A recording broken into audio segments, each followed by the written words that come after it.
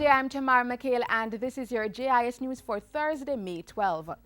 Government is to establish its first agroeconomic zone in Spring Plain, Clarendon. This will be done through a public-private partnership to process and market agriculture crops. Minister without portfolio in the Ministry of Industry, Commerce, Agriculture and Fisheries, J.C. Hutchinson, made the announcement on Tuesday. He was touring the Ebony Park and Spring Plain agro parks in the parish. We're going to have grading, packaging, processing of all crops. We also have this storage facility here, cold storage facility, which is also here. We are going to also be looking, it isn't here, but looking at drying facility, and close by for animals, we are going to have to see if we can set up an abattoir. With this, we are going to make sure that all fruits and vegetables that are what we call the C grade and usually stays in the field, that will be brought in here and also processed. We are going to be putting an extension officer specifically in charge of each agro park, where they will be able to provide the technical knowledge to the farmers. Minister Hutchinson said the property, which had a large warehouse, had been leased by an investor and would provide farmers with a market for their crops once it became fully operational. There are 9 agro-parks across the island. Funds have been released to repair minor water supply systems in Portland and St. Thomas, which were damaged during recent heavy rains. Local Government and Community Development Minister Desmond Mackenzie toured sections of Portland on Tuesday and announced the assistance. I have issued instructions that funds be released immediately to the tune of $1.5 million to both the St. Thomas and Portland Parish Councils to try to resuscitate the minor water supply that was affected. Minister Mackenzie said Portland, St. Mary, St. Thomas and Clarendon had proven to be vulnerable to heavy rains, and so priority attention would be given to them this hurricane season. We're going to be making an assessment of all 4 parishes, and then where it is necessary, we start the mitigation exercise, especially in these 4 parishes. Government will be engaging Portland residents in 2 town hall meetings to help inform plans for the second phase of its national cleanup program.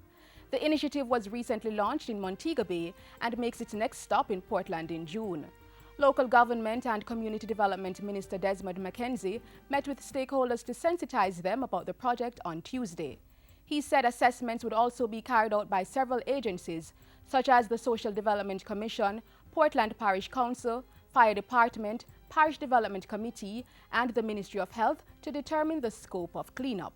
We are expecting the full support of the parish of Portland in this exercise, because over the last couple of weeks we have seen where concerns have been raised about the question of not just the Zika, but now we are hearing talks of yellow fever in the news as it relates to these dangerous mosquitoes which carries these diseases. Government has begun a series of workshops with residents and stakeholders to unearth economic opportunities and activities for persons who live in and around the Blue and John Crow Mountains.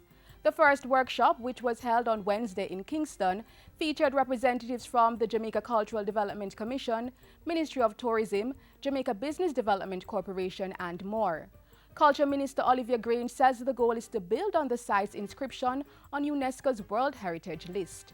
This effort is to ensure that Jamaica benefits economically from this international designation. The history and current reality of the communities of the Blue and John Crow Mountains point to the need for new and creative approaches founded on the cross-cutting nature of culture and the economic value that must be placed on the products and services created and lived, and I quote, lived within these communities. 30 communities are being targeted in the series of workshops. Interested persons may contact the Ministry of Culture, Gender, Entertainment and Sport at 927-4247 or email awhite@mcges.gov.jm. And finally, State Minister of Education, Information and Youth Floyd Green is imploring more corporate entities to invest in Jamaica's education system. There is no successful education model around the world that does not have strong partnership. No government can do it alone. No government can completely fund all the needs of our educational system. Minister Green was speaking at the launch of this year's Sagicor Foundation Adopt a School program. Several schools will receive donations of water tanks, back-to-school supplies, visual hearing and blood sugar screenings, and other financial and infrastructural contributions. We hope with this renewed drive, with this renewed emphasis, that more companies will come on board to do a simple task, which is to adopt a school.